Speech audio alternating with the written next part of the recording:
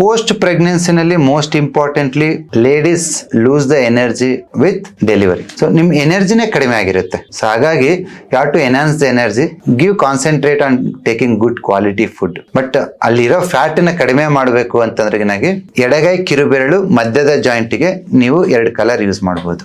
First ಒಂದು orange line ಹಾಕಿ, ಅದ್ರ ಮೇಲೆ ಸ್ಕೈ ಬ್ಲೂ ಹಾಕಿ.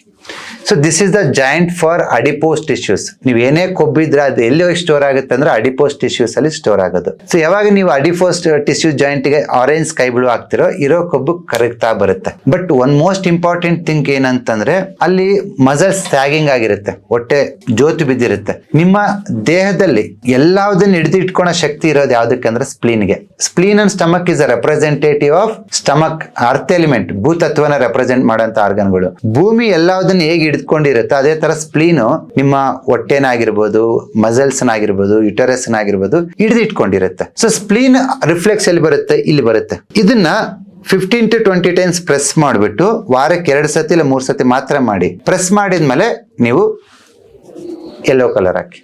ಪ್ಲಸ್ ಈ ಭಾಗದಲ್ಲಿ ಬರೋ ಚಕ್ರ ಬಂದ್ಬಿಟ್ಟು ಮಣಿಪುರ ಚಕ್ರ. ಸೊ ಮಣಿಪುರ ಚಕ್ರಕ್ಕೆ ನೀವು ಯೆಲ್ಲೋ ಕಲರ್ ಹಾಕಿ. ಯೆಲ್ಲೋ ಕಲರ್ ಹಾಕಿ ಸ್ಪ್ಲೀನ್ ರಿಫ್ಲೆಕ್ಸ್ ಪ್ರೆಸ್ ಮಾಡಿ. But it takes time, but slowly it works. ಇದ್ರ ಜೊತೆಗೆ ನೀವು ತಿನ್ನೋ ಆಹಾರ ದೇಶಿ ತಳಿ ಆಗಿರ್ಬೇಕು.